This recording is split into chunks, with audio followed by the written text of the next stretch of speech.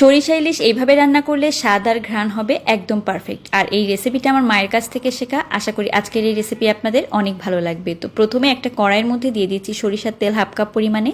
1 cup পরিমাণে পেঁয়াজ বাটা দিয়ে দিলাম, একটু ভালো করে ভেজে নিয়ে দিয়ে দিচ্ছি হাফ কাপ পরিমাণে এখানে হলুদ আর কালো সরিষা বাটা, একটু কাঁচামরিচ আর তার সাথে লবণ দিয়ে বেটে নিয়েছিলাম।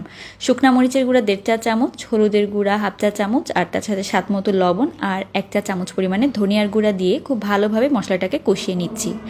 তো এবার একটু নেড়েচেড়ে মিশিয়ে নিয়ে ইলিশ মাছ দিয়ে দিচ্ছি। তো আমি এখানে মোটামুটি একটা বড় সাইজের ইলিশ মাছ নিয়েছি আর তার অর্ধেকটা পরিমাণ আমি এখানে নিয়ে নিচ্ছি। তো ইলিশ মাছগুলো দেওয়ার পরে প্রথমে আলতো করে একটু কষিয়ে নিতে হবে, এপিট ওপিট উল্টে 3-4 মিনিটের মতো কষিয়ে নিলেই হবে। এরপর আমি ওই যে সরিষা বাটা দিয়েছিলাম সেই বাটিটা ধুয়ে একটুখানি পানি দিয়ে দিলাম মাছটা ভালোভাবে সেদ্ধ হওয়ার জন্য। তো পানি দেওয়ার পরে 5-6 মিনিট একটু নেড়ে দিয়েছি। আর নেড়ে দেওয়ার পরে দেখতে পাচ্ছেন এখানে কাঁচামরিচ দিয়ে দিলাম, কাঁচা এবং পাকা 2 ধরনের কালার নিয়েছি, দেখতে ভালো লাগবে। তো মরিচটা দেওয়ার পরে 5 মিনিট রান্না করলেই কিন্তু তৈরি হয়ে যাবে সুস্বাদু সরিষা ইলিশ। এভাবে রান্না করে দেখতে পারেন।